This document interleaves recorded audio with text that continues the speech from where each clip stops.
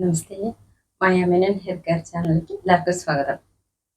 അപ്പോൾ നിങ്ങളുടെ സംശയങ്ങൾക്കുള്ള ഒരു മറുപടി ആയിട്ടാട്ടോ ഞാൻ വന്നിരിക്കുന്നത്.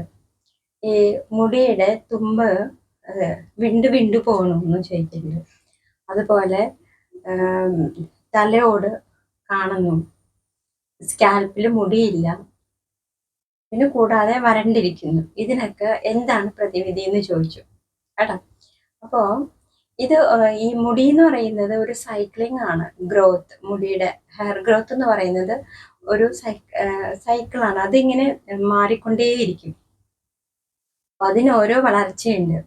അപ്പോൾ അങ്ങനെ ആ വ്യത്യസ്ത വളർച്ചയിൽ വരുന്ന വ്യത്യാസങ്ങൾ കൊണ്ടാണ് ഇങ്ങനെ ഡ്രൈനെസ്സും സ്പ്ലിറ്റൻറ്റും ഒക്കെ കണ്ടുവരുന്നത്, മുടി കൊഴിച്ചിലും ഒക്കെ വരുന്നത്. അത് മൂന്ന് സ്റ്റേജുകളിലായിട്ടാണ് ഇതിന്റെ വളർച്ച കേട്ടോ. അപ്പൊ അതിനെപ്പറ്റി ഞാൻ പിന്നീട് വിശദമായിട്ട് ഒരു വീഡിയോ ഇടുന്നുണ്ട് കേട്ടോ.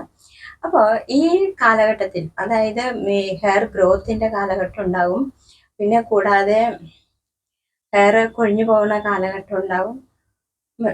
അപ്പോൾ ഇങ്ങനെയുള്ള എല്ലാ സ്റ്റേജിലും നമുക്ക് ഒരുപോലെ യൂസ് ചെയ്യാൻ പറ്റുന്നതാണ് കേട്ടോ ജെല്ലുകൾ.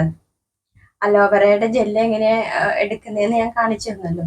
അപ്പോൾ ആ അലോവേറയുടെ ജെല്ല് തലയോട്ടിലും തലമുടിയിലും എല്ലാം നന്നായിട്ട് ഇപ്പോൾ ആഴ്ചയിൽ ഒരു 3 ദിവസം അടുപ്പിച്ച് തേച്ചോളൂ കേട്ടോ.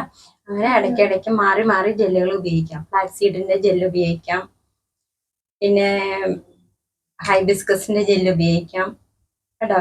അങ്ങനെ മാറി മാറി ജെല്ല് നമ്മുടെ തലമുടിയിലും തലയോട്ടിലും ഒക്കെ പിടിപ്പിക്കാം കേട്ടോ. അങ്ങനെ ചെയ്യുമ്പോഴത്തേക്കും നമ്മുടെ മുടിയുടെ ഈ പ്രശ്നങ്ങളെല്ലാം സോൾവ് ആകും കേട്ടോ. അപ്പൊ ഫ്ലാക്സീഡിന്റെ ജെല്ല് എങ്ങനെയാ എടുക്കണേന്ന് ഞാൻ പിന്നീട് ഒരിക്കൽ ഒരു വീഡിയോയിൽ കാണിച്ചു തരാം കേട്ടോ. ഇപ്പൊ ഞാൻ ഫ്ലാക്സീഡിന്റെ ജെല്ല് എടുത്തത് കാണിച്ചു തരാം. അപ്പൊ ഇതാണ് കേട്ടോ, ഞാൻ ഫ്ലാക്സീഡിൽ നിന്ന് എടുത്തു വെച്ചിട്ടുള്ള ജെല്ലാണ് കേട്ടോ ഈ ജെല്ല്. ഇത് ഇങ്ങനെ നമുക്ക് തലോട്ടിലും നന്നായിട്ട് തേച്ച് പിടിപ്പിക്കാം, മസാജ് ചെയ്തുകൊണ്ടേ ഇരിക്കാം. ഇതെടുക്കാം, തേച്ചുകൊണ്ടിരിക്കാം കേട്ടോ. അപ്പൊ ഇതും മുടിയിലും തുമ്പ് വരെ നമുക്ക് ഇത് പരട്ടിയിട്ട് നമുക്ക് മസാജ് ചെയ്തുകൊണ്ടിരിക്കാം കേട്ടോ. അപ്പൊ ഈ പറയുന്ന പ്രശ്നങ്ങൾക്കെല്ലാം പരിഹാരവും. അപ്പൊ ഈ ജെല്ല് എങ്ങനെ ഉണ്ടാക്കുന്നതെന്ന് ഞാൻ കാണിച്ചു തരാം കേട്ടോ, പിന്നീട് ഒരു അവസരത്തിൽ കാണിച്ചു തരാം കേട്ടോ. അപ്പം എല്ലാവരും കൂടി ശ്രദ്ധിക്കാം, സംശയങ്ങളൊക്കെ ഉണ്ടെങ്കിൽ ചോദിക്കാം കേട്ടോ. അപ്പോൾ വേറൊരു വീഡിയോയുമായിട്ട് നാളെ കാണാം.